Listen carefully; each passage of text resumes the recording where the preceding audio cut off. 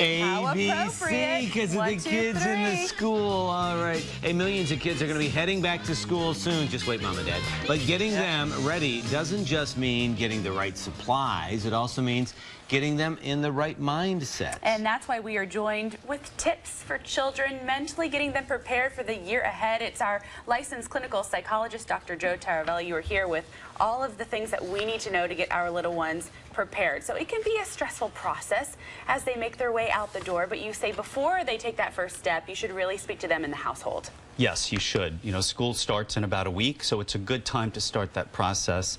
Open the door for that conversation and find out any kind of fears or any kind of magical thinking that the kids have about their school. And you want to make sure that they're comfortable in speaking with you and know that it's going to be okay. I like the term magical thinking.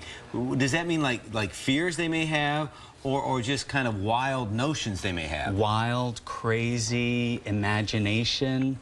So they are thinking of any kind of possible scenario. And, you know, we typically call it magical thinking. And you want to kind of set them straight and narrow it down to, you know, what the process is really going to be like for them. Yeah, the reality of it. You say taking a trip to the school can help.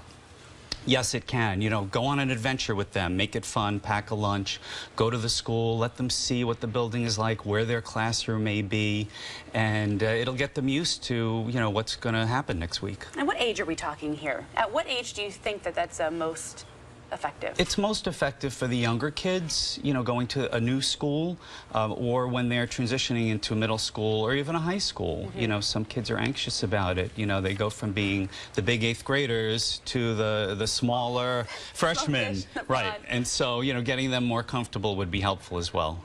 What are the biggest challenges for that first day of school? Your outfit. Absolutely, absolutely. You know, you want to get them involved in the back-to-school basics and take them shopping for their school supplies, for their outfits, for their backpacks.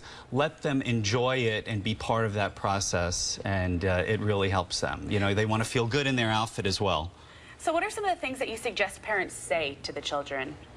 Let them know that, you know, millions of kids are going back to school and we all do it. It all works out, and it's going to be a great new chapter in your life and a great learning adventure. You know, I would even share some of your own stories. I was thinking the same thing. I liked school as a kid, so that's what I would tell my daughter. Yes, you know, and tell them how your parents brought you to school and how it all worked out, and it's going to work out for them as well. Now, bullying. We all know on TV it's a big problem. Parents know by watching TV, and I think kids are hip to it too.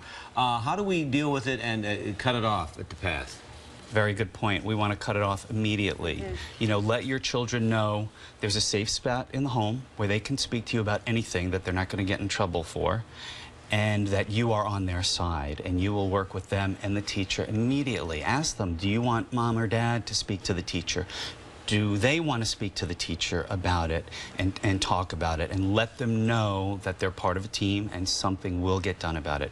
Don't wait and see if things get better. Handle it immediately. How if it transfers online? Do you handle it the same way? It's a little bit more difficult? It's actually a little bit easier because online there's a record of stuff that you could actually print and bring to the school or bring to other parents, and so there's proof there, but you want to tackle it immediately. You know, when you're dealing with young kids, I'm intrigued by this because there's still this notion they don't want to be tattletales. Right. They don't want to tell on this kid or that kid, or sometimes they're embarrassed if someone is bullying them. I like the idea of the safe space where anything goes, and they respond to it, right? Yes, they do. It makes them feel more secure that they could come to their parents with it, and they're not holding on to all of these secrets, and they could share it with them and get it out there, and they know that they will be protected and they're not alone in doing it. When it comes to the conversation before and, you know, leading up to that first day, how involved do you say your children should be? Do they dictate what they're wearing? I was joking earlier, but how much, you know, how much do you give them liberty to choose what they're going to eat? Send them to a school with uniforms. Yes, exactly, like I went to. You know, they want to be part of the process, they want to be familiar with it, and they want to feel good. So even in terms of the clothes, you want to make sure, especially for the little ones, that they have pants that they can get on and off, so there's no issues with the bathroom. I understand completely. Right? So, you know, maybe what they want to eat, or help them make their lunch or pack their lunch. Okay. So they know what to expect, they know that they're going to like it, and they don't have to worry about it and take it off their plate. I like the notion of getting the kids ready to talk to the teacher. What should the kids ask the teacher, and what should we prepare them to, you know, how should we prepare them to interact with the teacher? It's a great point. You know, a lot of kids may be shy and reserved and not want to speak up, or are embarrassed raising their hands. I would role play at home, like, what kind of things do you think you could ask the teacher?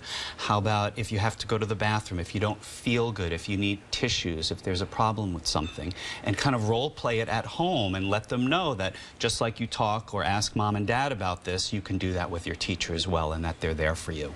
Now, what if your child hasn't said anything to you? Are there signs to start looking for that possibly they aren't adjusting well? Yes, and it depends on your own child, and you know your child best. If your kid's kind of quiet, they may be fine. But if you see a change in their behavior or their personality, I would really inquire about it, you know, take them to the safe spot in the home and let them know that they could talk to you about anything. And let them know, I see, you know, you're kind of quiet. You don't want to put ideas into their head, but you want to make sure they feel safe and they feel good about it. And again, relay some of your stories. Like, you know, I felt that way when I went off to school for the first time and had to leave my parents, but it all worked out. What was your favorite grade in school? 6th grade. I like 7th. The best teacher. I was going to see if you McLaughlin. See, you always connected to a teacher. Always remember. Well, thank you, Joe. Dr. Joe Taravella. I got it right? Yes, you did. And